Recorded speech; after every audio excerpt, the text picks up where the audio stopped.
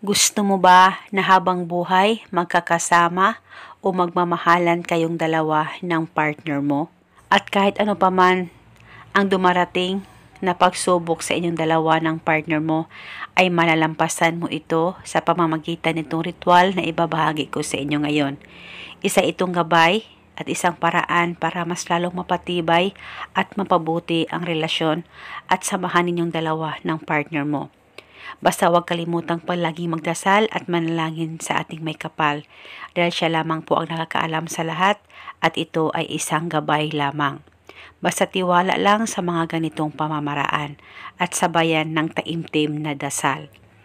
Ang gagawin mo lamang para kayong dalawa ay magmamahalan habang buhay ng partner mo, malayo o malapit man kayong dalawa sa isa't isa, ay gawin itong ritual na ibabahagi ko sa inyo ngayon.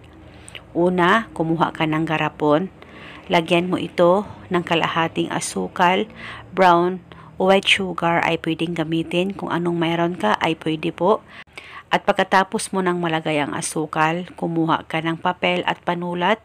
Isulat sa papel pangalan at apelyido ng partner mo ng 3 beses. At sa ibaba, isulat ang pangalan at apelyido mo ng 3 beses.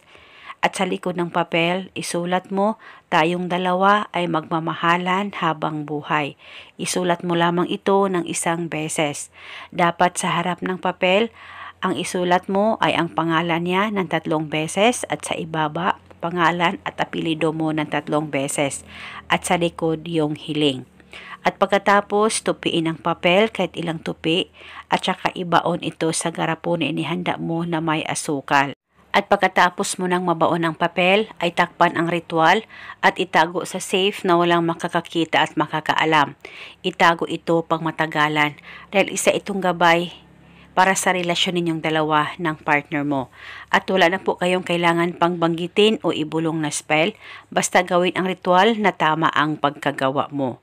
At eto muna sa ngayon, maraming salamat po sa panunood. May God bless us all.